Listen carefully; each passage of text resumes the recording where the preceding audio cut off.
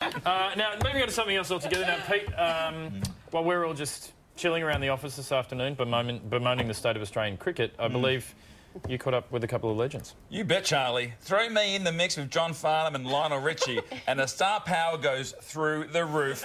This is a Pete exclusive. We're about to meet three legends: John Farnham, Lionel Richie, and Pete Hellier. John, an Australian music icon, cleaning lady enthusiast, with a career spanning 46 years. Whispering Jack stayed at #1 for 18 weeks and is the highest-selling album in Australian history. Lionel Richie, winner of an Oscar, a Golden Globe, 5 Grammys, 16 American Music Awards. He sold 100 million albums. He can defy gravity and is awfully good at greetings. And Pete Hellier, a man who once had a chip stolen out of his hand by a seagull.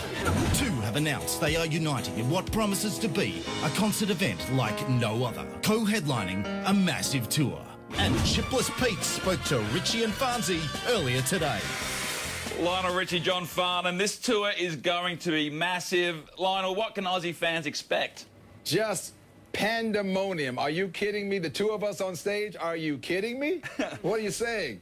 Well, I mean, it's interesting because obviously, without being crass about it, both of you guys don't need the money. I mean, John, you could fish for barramundi for the rest of your life. Lionel, you could play piano in a small bar fridge, handing beers to Aussies. Why are you doing this? Well, look, people keep saying to me, oh, I thought you were going to retire. I never said that. Having said that, I got made an offer I can't refuse. I mean, I'm working with Lionel Richie. You know, I mean, this is out the window for me. I'm really looking forward to it. The man is an absolute amazing singer. This is going to be so much fun.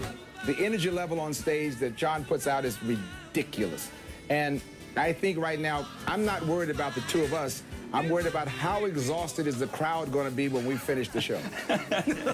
Do you guys have any backstage rituals that you may have to warn each other about? Like, John, do you like to get around in the nude backstage? Lionel, do you like to you know, slaughter a goat before you go on stage? No. My ritual is I tell about maybe 5 or 6 jokes, act about as silly as I possibly can, get up a good lather of sweat, laughing my brains out before I go out on stage.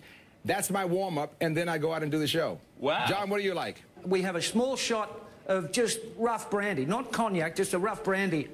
And I realised only the last series of shows I did, I realised, because people come up to the front and say hello, or want a kiss, or blow in my ear or whatever. And I just realised the first few that come up must think I'm an absolute piss pot, because there's alcohol coming out of my gob. It's scary. And I do it every time I work. And Lionel, I would love to know, is there a joke that you can share with us on television, on national television in Australia, one of your favourite jokes that you tell backstage? No. What goes on backstage stays backstage. Are you kidding me? And Lionel, you are a little bit older than John, 11 days in fact. Do you have any advice to John as to being the older statesman, how to sustain a long career in music? Well, I can tell you, John, limit all night long down to a fierce 30 minutes. Lionel, Farnsey, we call John Farnsey here in Australia. We like to give nicknames in Australia. Are you going to be known as Lionsy down here, or Richo? What do we call you? Richo! Richo! Oh, no. Well, see, it's Richo. You know, you can call me just Ritzy and Farnsey. There we go. And another thing about John Farnham you should know, Lionel, is his nickname is also, besides Farnsey, it's The Voice. Now, is that intimidating? Is there a part of the body that we should be naming you? Please. No. I'll let the voice be the voice. I just want to show up as the body. You understand me? He'll be the voice and I'll be the body.